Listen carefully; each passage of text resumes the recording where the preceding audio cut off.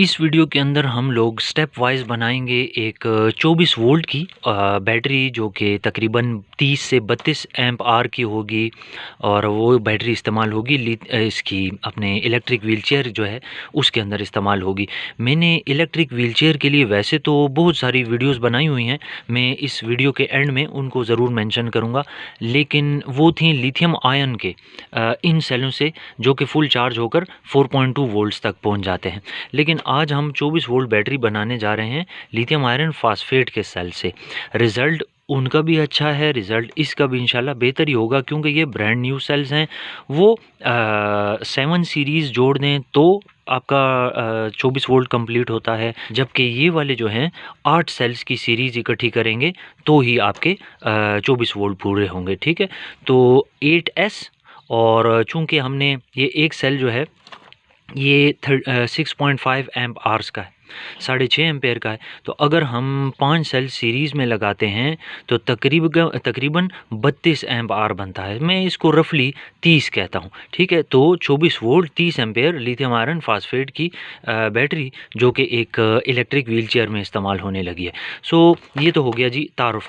अब आ जाते हैं प्रिपरेशन की तरफ। बनाने के लिए आपने सबसे पहले अपने इस तरह की शीट्स जो हैं ये एक स्पेसर को आपस में जोड़ा है जो कि 32-700 का स्पेसर है। स्पेसर मेरे पास बहुत सारे साइजेस में पड़े हुए हैं, 18-650, उससे थोड़ा ऊपर आ जाएं तो 21-700, उससे थोड़ा ऊपर आ जाएं तो 26-650 और 26-700, इन दोनों का एक ही स्पेसर होता है।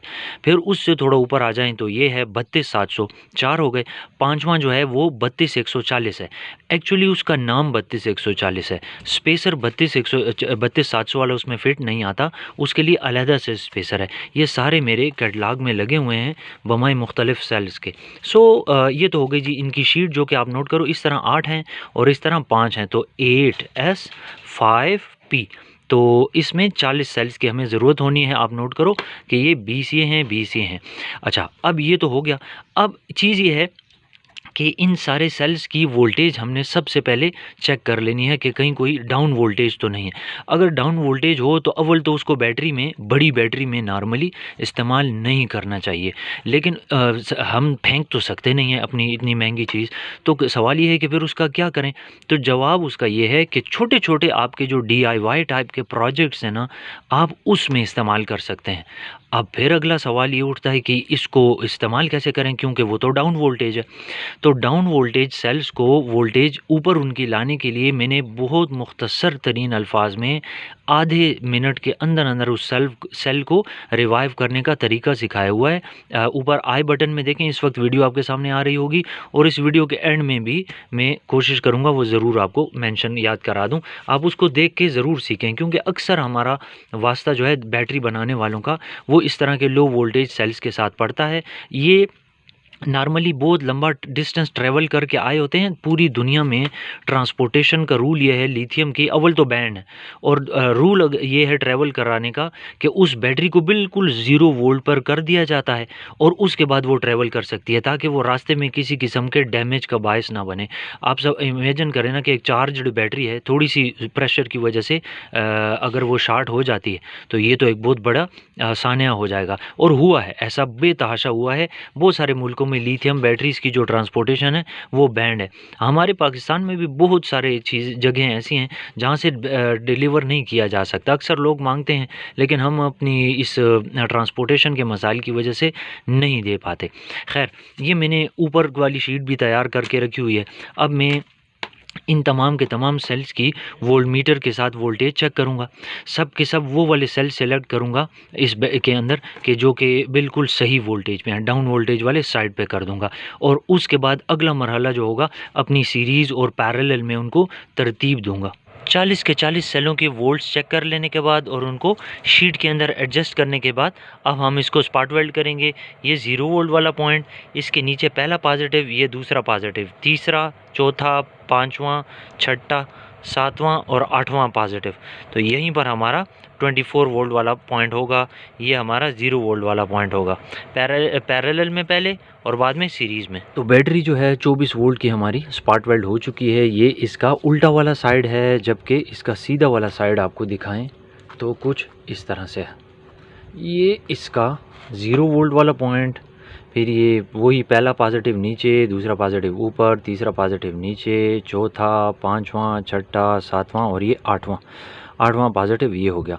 ज़रा वोल्ट मीटर लगा के भी चेक कर लेंगे कि आया ये ठीक है कि नहीं, लेकिन वोल्ट मीटर से पहले ज़रा गौर से देख लें कि मैंने 0 वोल्ट वाला पॉइंट और 12 वोल्ट वाले पॉइंट पे निकल स्ट्रिप को डबल करके लगाया है, ठीक है।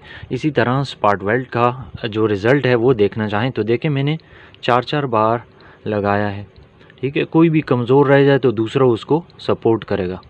अच्छा, ये तो हो गया जी आपका बैटरी का।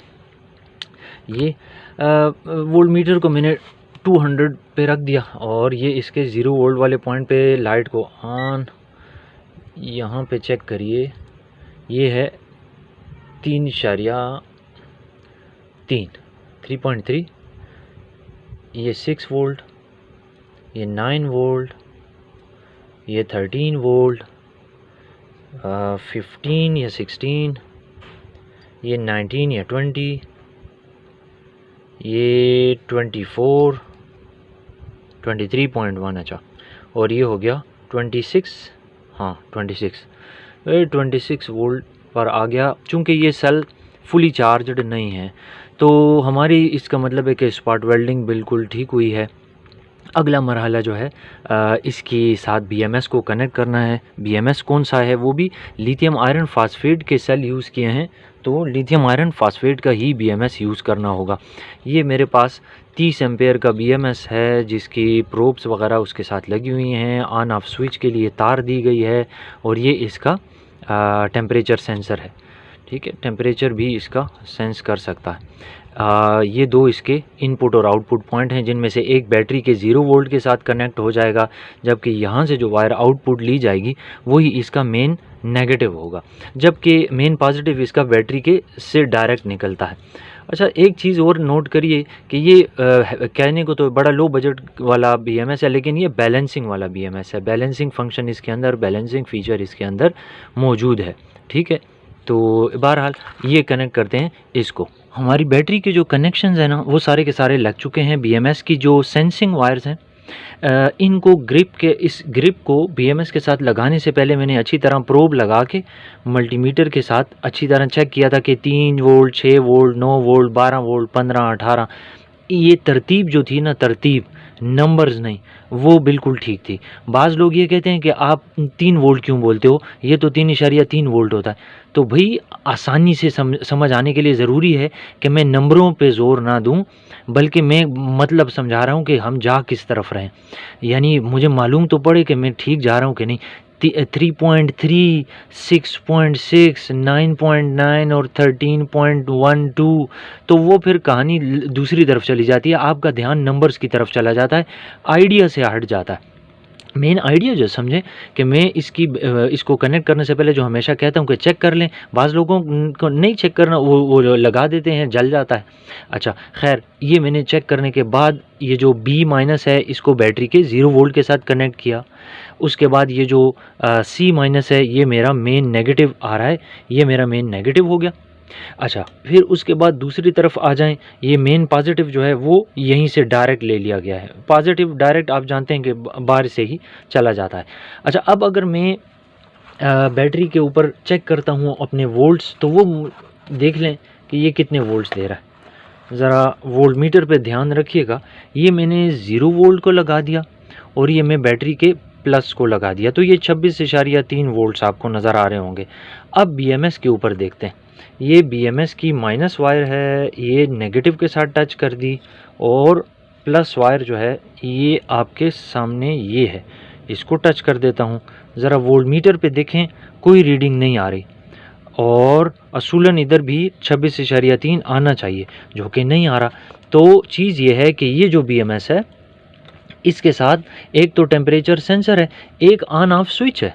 ये देखें, ये दो तारें जो हैं जब तक के एक दूसरे के साथ टच नहीं होंगी तब तक आपको ये आउटपुट नहीं देगा। गोया इस जगह पे आप बटन भी लगा सकते हैं अगर आप कंफर्टेबल रहना चाहते हैं तो। और अगर आपको ये चीज़ इरिटेट करती है, आप चाहते हैं कि नहीं भाई BMS बस काम करे, हर सूरत काम करे, तो बस जैसे मैंने इस तार को आपस में जोड़ दिया है, इसके ऊपर इंसुलेशन लगा देंगे, इसी तरह आप भी कर लें और आपका BMS जो है वो हमेशा के लिए वर्किंग फंक्शन में आ जाएगा। तो अब मैं दोबारा से ये माइनस वाली वायर को प्रोब टच करता हूँ ब्लैक, और प्लस वायर को प्रोब टच करने लगा हूँ रेड वाली। अब आप ज़रा नीचे वोल्ट मीटर को चेक करें कि 26.3 दे रहा है। तो ये इसका एक बेनिफिट भी है, लेकिन बहरहाल बाज़ लोगों के लिए अगर नहीं है तो वो जैसा मर्ज़ी इस्तेमाल करना चाहें। अब कौन सा मरहला रह गया, इसको इंसुलेशन पेपर वगैरह हर तरफ से मजबूती से लगाना और उसके बाद हीट श्रिंक पेपर का लगाना। वायर्स कनेक्शन कंप्लीट हो चुके हैं। बैटरी का फाइनल स्टेप है इसकी पैकिंग करना। फोम की शक्ल का इंसुलेशन पेपर और 310 mm का हीट श्रिंक पेपर लगा लेने के बाद हमारी बैटरी जो है बिल्कुल रेडी हो चुकी है। इसके ऊपर तमाम तर कन्फिगरेशन लिखनी ज़रूरी होती हैं, डेट ऑफ मैन्युफैक्चरिंग लिखनी ज़रूरी होती है, ताकि जहाँ से आपने बनाना कंप्लीट कर लिया, वो हैंड ओवर कर लिया क्लाइंट को, वहाँ से वारंटी शुरू हो जाती है। अच्छा, 24 वोल्ट है, तकरीबन 30 एम्पेयर है, 32 है राउंड ऑफ करके, 30 बोल रहा हूँ। लिथियम आयरन फास्फेट है, 8 सीरीज़ हैं, 5 पैरेलल है, 8 ज़रा 5 40 सेल हैं, हर सेल 6.5 एम्प आर का है। कौन सा सेल इस्तेमाल हुआ है ये लिखना ज़रूरी होता है। BMS कौन सा लगाया है, मैक्सिमम कितने एम्पेयर का लोड चार्जिंग और डिस्चार्जिंग के दौरान बर्दाश्त कर सकता है, ये इन्फॉर्मेशन हो गई। तो ये सारी कुछ आपके सामने था। इसके अंदर कोई सवाल हो तो वो आप मुझसे पूछ सकते हैं। फाइनल काम जो करने वाला है कि हमारी बैटरी जो पैकिंग के दौरान कोई ना कोई तार वार टूटी तो नहीं, उसका पता चल जाता है अगर हम इसको वोल्ट मीटर लगा के चेक कर लें। तो वोल्ट मीटर को मैंने फिर उसी तरह DC वोल्ट्स पे रखा हुआ है। एक प्रोब टच है, दूसरी टच करके दिखाने लगा हूँ। नोट कर लें कि आपके सामने वही वोल्टेज आ रही है, 26.3 या 26.4, क्योंकि बैलेंसिंग वगैरह होती रहती है। अच्छा, एक चीज़ जो नहीं बताई और ना शायद आपको कोई YouTube पे लाइव बताएगा कि आप जितना भी ध्यान रखें, कभी ना कभी पैकिंग के दौरान आपकी वायर्स आपस में टच हो जाती हैं। यहाँ पर जो हुआ वो क्या था वो भी आपके इल्म में ले आऊँ। ये BMS जो मैंने पहले लगाया था, इसकी ये जो ऑन ऑफ स्विच वाली वायर्स है ना, ये किसी न किसी एक स्ट्रिंग को टच हुई और एक छोटा सा मामूली सा बारीक स्पार्क होने के बाद ये BMS ऑफ हो गया था। तो आप जिस वक्त भी BMS की वायर्स, जिस तरह की भी बैलेंसिंग वायर्स हों या मेन वायर्स हों इनपुट आउटपुट वाली लगा रहे हो ना, तो उनके ऊपर टेप ज़रूर लगा दिया करें। किसी एक टर्मिनल के ऊपर भी टेप लगा लेंगे ना तो वो आपस में भी टच नहीं होंगे, और अगर आप दोनों टर्मिनल्स के ऊपर टेप लगा लेंगे तो ये और ज़्यादा सिक्योर हो जाएगा, क्योंकि पैकिंग के दौरान आपको नहीं ध्यान होता कि किधर क्या हो रहा है। सो 1 सेकंड का जो वो गलती है वो आपके लिए बहुत बड़े नुकसान की वजह बन सकती है। एनीवे, बैटरी अब बिल्कुल कंप्लीट है, वोल्टेज आप चेक कर चुके हैं। अब ये क्लाइंट को डिस्पैच कर देंगे। सवाल आप सामने स्क्रीन पर नंबर आ रहा है, उस पर पूछ सकते हैं। ज़रा नोट करिए, मेरे सैमसंग के जो टेस्टेड सेल्स हैं उनकी कैपेसिटीज़ क्या आई हैं वो आपके सामने है। इसके अलावा तरह तरह के मेरे पास सेल्स हर वक्त एनी टाइम टेस्टिंग पे लगे हुए होते हैं। ठीक है, ये बैटरी आपको तैयार चाहिए हो तो भी रब्ता कर सकते हैं, और अगर इन केस कि आप ख़ुद बनाना चाहें तो इस दौरान जितना मटेरियल इस्तेमाल हुआ A to Z सारा का सारा मटेरियल भी आप मेरे से रब्ता करके मांग सकते हैं। ऑनलाइन में, ऑफलाइन में, जहां सस्ता मिले वहां लेना चाहिए। आने वाले वक्तों में मैं कौन सी वीडियो सीरीज़ शुरू करने लगा हूं, ऑन एंड ऑफ, ये सामान वगैरह जो कि आता रहता है उसके लिए तो छोटा मोटा मैं शेयर करता रहता हूं वीडियो शॉर्ट्स, लेकिन जो ट्यूटोरियल्स की वीडियोज़ हैं उनके हवाले से बता दूं कि लोड कैलकुलेशन बहुत सारे लोगों के लिए एक इशू है। सो मैं एक 5 से 6 वीडियोज़ बनाने लगा हूँ छोटी छोटी, जिनके अंदर लोड कैलकुलेशन के बारे में सिखाऊंगा। हर शख्स चाहता है कि उसको लोड कैलकुलेशन पता चल जाए तैयार, यानी उसके घर में ये इतने टाइम के लिए चलाना चाहता है वो, लेकिन ये नहीं पता कि वो लोड कैलकुलेशन कैसे करे। वैसे तो बेतहाशा वीडियोस यूट्यूब पे अवेलेबल हैं, मैं भी उन्हीं को लेते हुए आइडिया को और एक वीडियो बनाऊंगा और उस सीरीज़ को जारी रखूंगा मुख्तलिफ वैल्यूज़ के साथ साथ। सो आने वाले वक्तों में ये वीडियोज़ भी आपको देखने को इसी चैनल पर मिलेंगी। इस वक्त स्क्रीन पर जो वीडियोज़ आ रही हैं उनमें भी आपको कुछ ना कुछ सीखने को मिलेगा। मैंने अपनी तमाम ट्यूटोरियल्स की वीडियोस को एक प्लेलिस्ट बनाकर आपके सामने इस वक्त स्क्रीन पे दिया हुआ है। उस प्लेलिस्ट को टच करके इन्फॉर्मेटिव वीडियो सारी आप इकट्ठी एक ही प्लेलिस्ट में पड़ी हुई चेक कर सकते हैं, देखना चाहें तो देख सकते हैं। मटेरियल चाहिए हो तो भी आपको मैंने कैटलॉग चेक करना बताया हुआ है। कैटलॉग के ऊपर आप जाके तमाम तर वो सामान की तफसीलात देख सकते हैं।